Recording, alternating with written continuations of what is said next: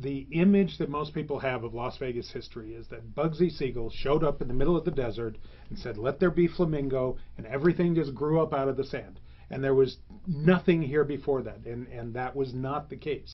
It goes back to the old Spanish trail coming through here in 1829, which was neither old nor Spanish. It was a New Mexican trail actually at the time, but they got the name Old Spanish Trail. We had the Mormons coming here and having the first settlement here in 1855.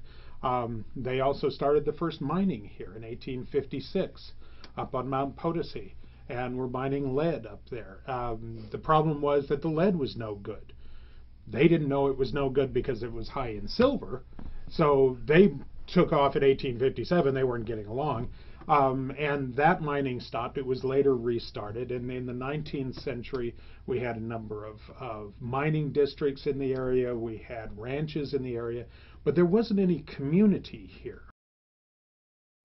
The interesting thing about the dam is it also brought in the way the area grew, the way the valley grew. As part of it is, you have to remember that you had Las Vegas. Las Vegas was not a big community. It was a very small community, a little community in the middle of the desert. It's serving a few people that are driving into the area and those people that are getting off the railroads, and the few farms and mines that are still active here. But that's about it. So all of a sudden we're going to have all of this money, millions and millions of dollars are going to come in to build what is now Hoover Dam. I think without Hoover Dam being built, it would not be the way it is today because the water. Before Hoover Dam, all the water was from in-ground wells. That water maybe is 10% of it now. So the growth that has happened here is because of this dam. Well, when they decided to build Hoover Dam, Vegas had a population of about 5,000 people. Yeah. And after the completion of the dam, which was 5 years, the population had doubled to about 10,000. And now this Vegas Valley has almost 2 million people. So you can see the effects of building Hoover Dam on the city of Las Vegas. If you don't have water, you can't have the facilities here.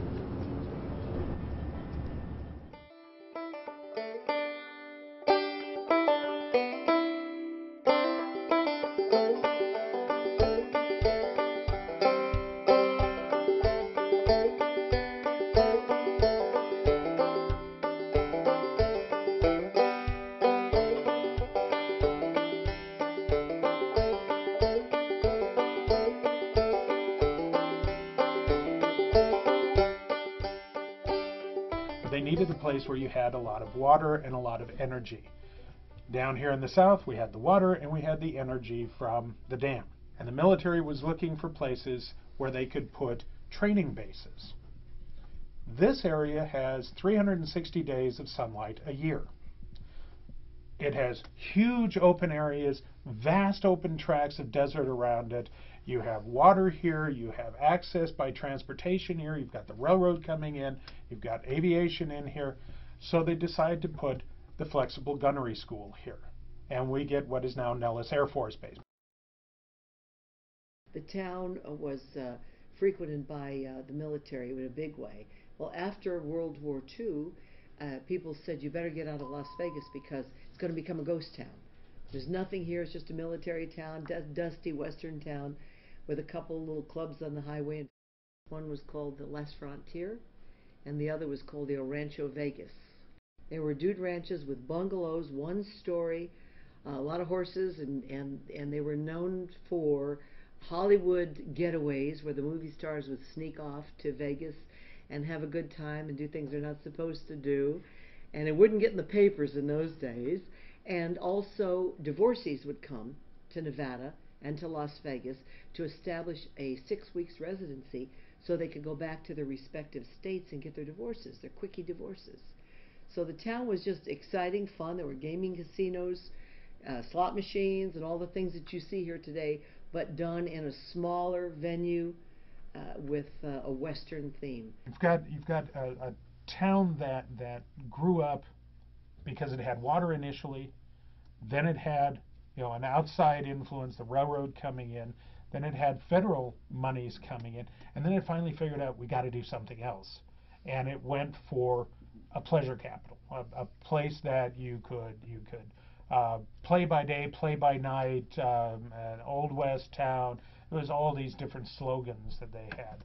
So that started to work. People started coming in here.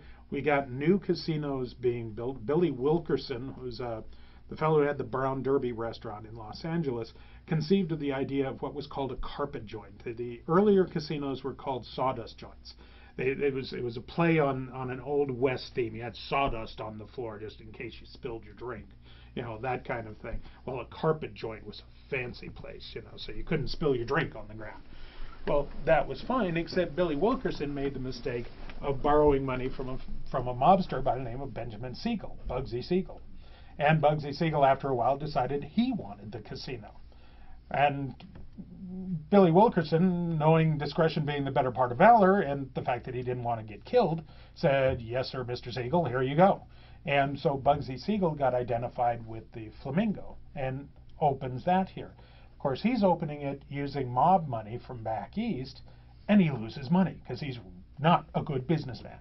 He's, in fact, pretty pathetic as a businessman. He's pretty good as a murderer, but pathetic as a businessman.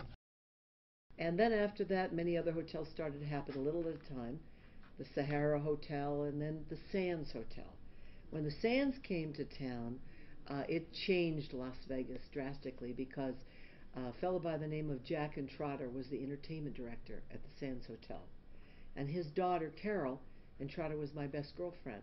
So here we were like, 11, 12-year-old kids running around the Sands Hotel pool and going in to see the shows. And who was that? Well, it was Frank Sinatra and the Rat Pack and Dean Martin and Jerry Lewis. And I mean, phenomenal acts. And I, having lived in Las Vegas and seeing all the country western things and the western flair, I was absolutely fascinated with these good-looking Italian guys in black suits. Sinatra brought a sophistication. He brought New York to Las Vegas. And then other acts came on board. Steve Lawrence and Eddie Gourmet, who today are still residents of Las Vegas, very dear friends of mine. And Tony Bennett, and I mean all of the acts that came in to Vegas in the 50s, the 60s, and then the 70s.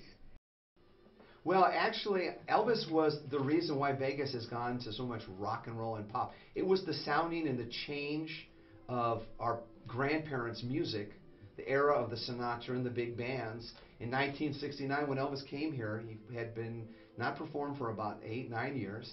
Obviously, he had done something in the 50s, but it wasn't his crowd. It wasn't his demographics. And in 1969, the Return of the King, he performed at the International. And when he came out and he strummed that first guitar chord, that was the sound of it, change of the guard. And today you see almost every great pop, rock, country artists come here. We also have television and movies that are filmed here. The whole thing has been changed. Vegas is an international market and it's accessible anywhere in the world.